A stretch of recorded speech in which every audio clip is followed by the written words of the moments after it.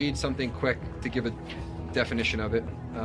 That's crazy. It's crazy. So the phenomenon, TDAP, is briefly emitted phrases or sounds in where the subject's victims afflicted with the phenomenon claim to live less than 5 miles on average from a base transceiver station, or more commonly called a cell tower.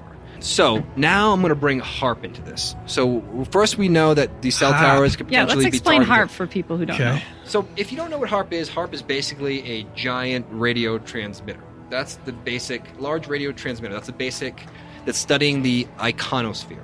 Which ionosphere, is, ionosphere. I always and this is what conspiracy theorists believe can control weather and all sorts of crazy stuff. Right. And now it sounds like it's conspiracy, but one of the crazy things about HAARP that people think it can do, which is really interesting, and I found some potential evidence that suggests this is real, is that it can also affect the ionosphere. How do you say it? God, ionosphere. So you can. What they're saying is they're studying it and they're messing with it and blah blah blah, and it's all for science, and that's great.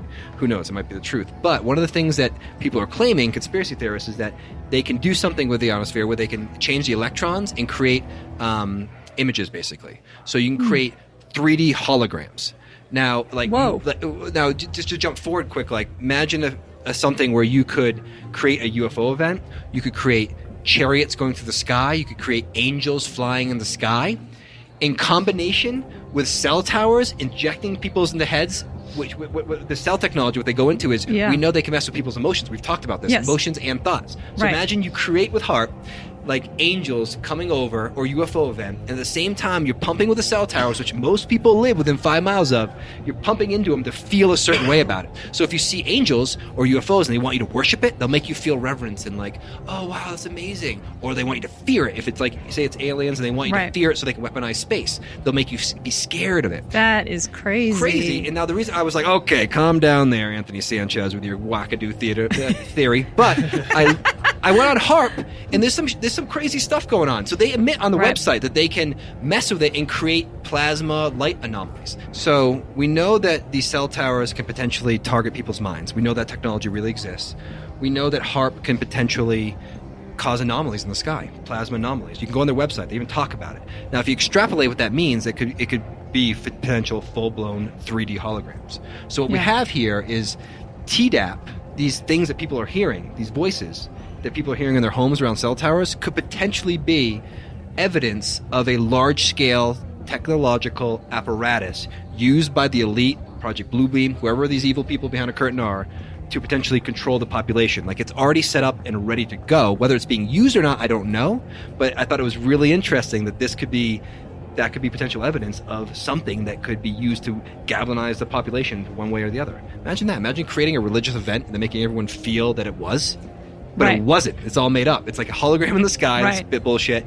And it's not even your thoughts or feelings. You're just told to feel that way. That's so scary because... That's manipulation. Because people would say, but I saw it and you saw it, so it must be real.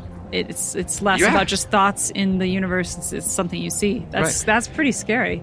And HAARP, sorry. No, HAARP, they had an open invitation, this is about 2 years ago, where they invited like a bunch of government conspiracy people to come and tour their place and to show them that they're not bad.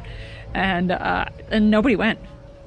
Like, I was trying to go, but my company wouldn't pay for me to go. But I was like, cool. I wanted to go. I'm like, I want to ask questions. But I don't think anybody went. I didn't see one news story about it in any of the spaces. Oh, really? So they opened the doors and like, come on, we'll show you what we got. And then I heard nothing. So strange. It's like storming Area 51. Well, actually, people showed up for that, though. Actually, thousands did. And then maybe they used reverse psychology. Right. Well, it's also really hard to get to. It's in Alaska. Yeah. It's a plane flight. That's a lot of money.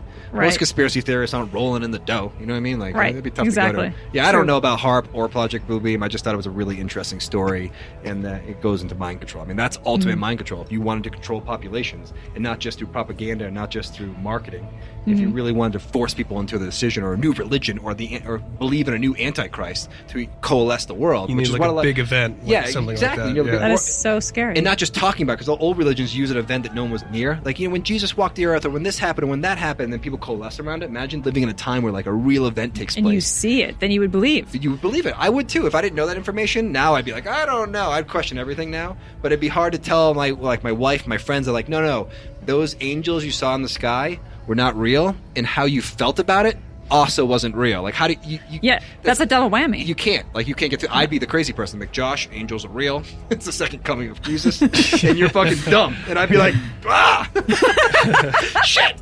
Anthony Sanchez knows, though. I'll go find him. We'll hang out. Interesting enough, I actually have a story about mind control that I think is really interesting. Go on. I know I never have stories, personal stories. However, this time I do. So when I was in Los Angeles, I did an interview with a guy who said that he worked for the CIA. He worked for a program like Men Hysteric Goats. Mm-hmm. And I interviewed him for a show, and you know, I didn't know if I believed everything he was saying. And then after the shoot, he said, "Why I train people to do what I do." So he's like, I would take you through a meditation course, and then I would teach you how to see things. And I said, no.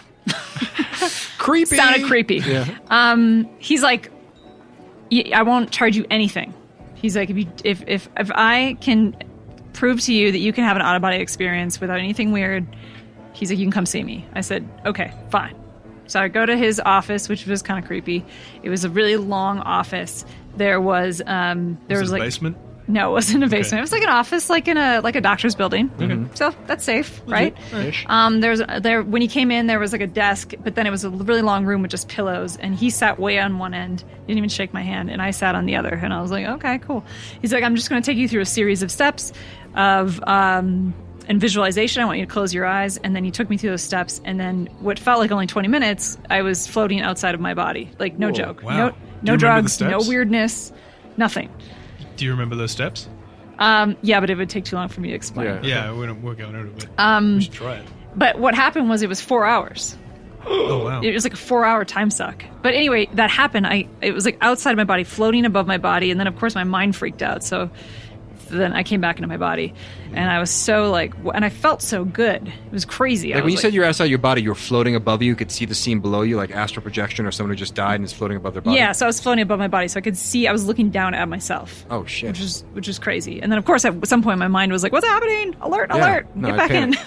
No, a lot of people experience that in astral projection. And so then I'm like, okay, I'll definitely sign up to see you. So I came to see this guy every Sunday for, I'd say, about 6 months. And he was like very methodical, like very professional, really like if I didn't understand something, he'd be like, read this book, that kind of thing. And he really taught me some amazing techniques. And then the reason I'm telling this story is that because, you know, we talked a little bit about how people can be zapped with like these devices, right? Yeah. Like, you know, when we started out this episode, we were talking about how like there's a tower that can zap, and they can get into a brainwave of your head and like put thoughts in your head. So somebody must have not wanted this guy to keep teaching people how to do what he was doing, because one day I came in, just like every Sunday, and he had a very strange look on his face, and he proceeded to tell me that he was a dolphin. Uh-oh. Like that. And I was like, zapped. like deadpan. I'm a dolphin. yeah, he's a dolphin. And I was like, okay, like it's a joke? Is this part of the training? No, but he was serious. He's like, no, I'm literally a dolphin, and I'm on land now, but I'm actually a dolphin. I'm like dolphin consciousness. He's like, no, I'm an actual dolphin. And I'm like, okay. I love how you're trying to work with dolphin consciousness. You're a dolphin former life. Like, you like dolphins. Listen, I'm willing to hear you out on this, but you're gotta not work working with with me, me buddy. here. You're not working with me here. You're like losing me. So I left there, and I'm like, I can't see this guy anymore because he went crazy. But it was like instant. It was like 1 week, totally normal, like running through the steps, and then one day he's a dolphin. It's as if somebody literally zapped his consciousness. And so I followed up with another one of his students, a person I knew that was going to see him, and this is just recently, like within the last year, he like went into like a mental home, and he's been back in his hometown, like living with his parents. I mean, he's like 50 years old. Like he went, like he's gone, Wow. like that. Isn't that crazy? So he was like a super intelligent, really professional guy beforehand, and then just lost the 100%. plot. He had a lot of people that came to him. There was no like group meetings. There was no like guru settings. There was nothing crazy. I wonder if, I think there's some amount of danger to kind of experimenting too hard with astral projection and sending your mind elsewhere. Mm-hmm. my mind instantly goes to something nefarious, like he was zapped with something that fried his brain. But there's the possibility that, I don't know, that somebody fried his brain. There's a possibility that somebody could have, or that he just kind of like went too deep on it, and it's like doing too much psychedelics. Yeah, it's and good just for you kind in the of, beginning, and then right. if you do it too much, it has the opposite effect. Yeah, right. maybe that was it. Like I don't know. maybe he went too deep. Is that what you're saying? And he Yeah. attached entities. If Right. you, I mean, they always talk about if you astral project, you can track things back to you if you don't know what you're doing. You do it too long, the wrong door opens. Next thing you know, you're going crazy. Or he just was someone who was going to go crazy no matter what. And or, you know, as we started this episode out with all these devices where people can actually mind control you through certain frequencies, maybe that's what happened to him. Well, he'd be a prime example for that because of his former background and what he was doing. That makes sense. You should. You don't teach the public, the general public, how to do stuff like that. How dare you, CIA guy? Yeah, it was so weird. This is the weirdest thing. Oh, you gotta break. right. Yeah, you gotta break down those steps. And one day to me, just like I need to know. Okay. Like, I want to ask her. That's one No, thing I've but never then done. she's gonna get dolphinized. Yeah, I'm going to get dolphinized. Nobody can know. Come in. I'm a I'm not going woodchuck. to tell Keep anybody. that shit to yourself. Yeah.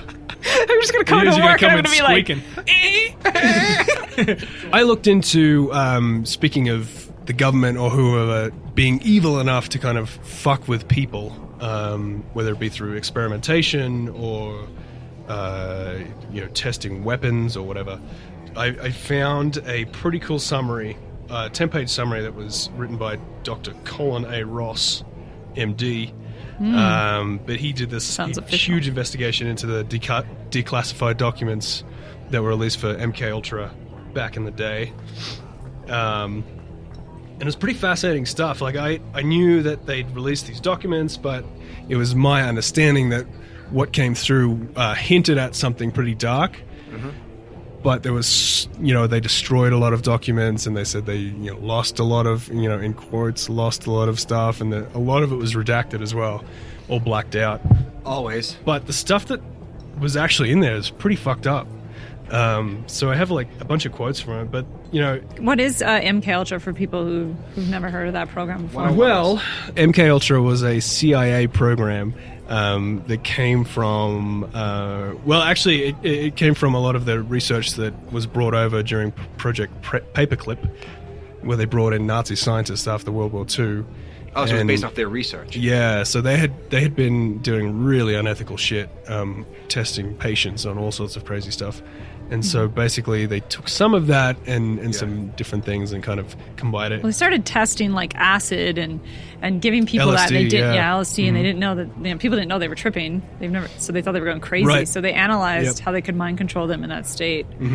That was one of the things, like testing with different chemicals and hypnotism and all sorts of stuff. But it started off as a project called Project Bluebird, and then there was an offshoot of that called Artichoke, and then eventually they combined those two into MKUltra.